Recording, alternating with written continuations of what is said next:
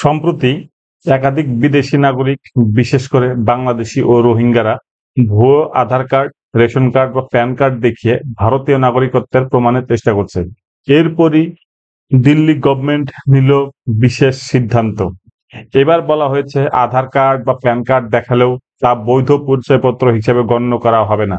ভারতীয় নাগরিকত্ব প্রমাণ করতে হলে দেখাতে হবে একটি বিশেষ কার্ড।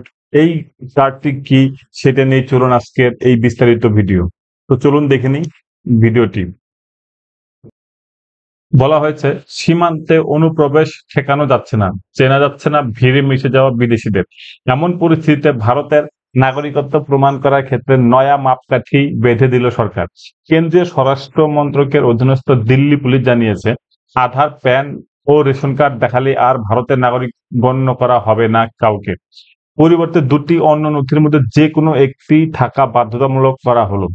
বাংলাদেশ, পাকিস্তান ও মায়ানমারের মতো দেশ থেকে প্রচুর মানুষ রাজধানীতে ভিড় করেছেন বলে অভিযোগ।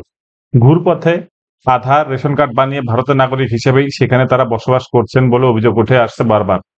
সেই আবহেই দিল্লি পুলিশের তরফে নাগরিকত্ব প্রমাণ করার ক্ষেত্রে নয়া মাপকাঠি বেঁধে দেওয়া হলো। এখন থেকে দুটি নথি নাগরিকত্বের প্রমাণ হিসেবে ধরা হবে বলে জানিয়েছে তারা। দিল্লি পুলিশ জানিয়েছে, সন্দেহভাজন বিদেশি যারা বেআইনিভাবে দিল্লিতে বসবাস করছেন, নাগরিকত্বের প্রমাণ হিসেবে তাদের ভোটার আইডি কার্ড এবং পাসপোর্ট দেখাতে হবে।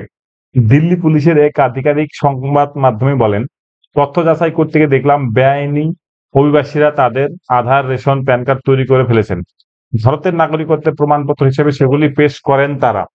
রোহিঙ্গা শরণার্থীদের রাষ্ট্রপতির তরফে যে ইউএনএইচসিআর কার্ড দেওয়া হয়েছিল তাও দেখান। তাই নাগরিকত্ব প্রমাণের ক্ষেত্রে ভোটার আইডি কার্ড ও পাসপোর্ট বাধ্যতামূলক করা হয়েছে। দুটির মধ্যে যে কোনো একটি থাকলেই হবে বলে জানানো হয়েছে।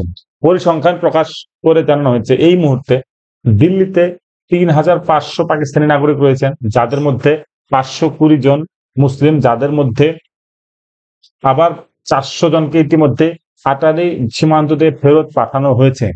পহেলগাঁও হামলার পর পাকিস্তানি নাগরিকদের দেশে পাঠাতে তৎপর হয়েছে সরকার।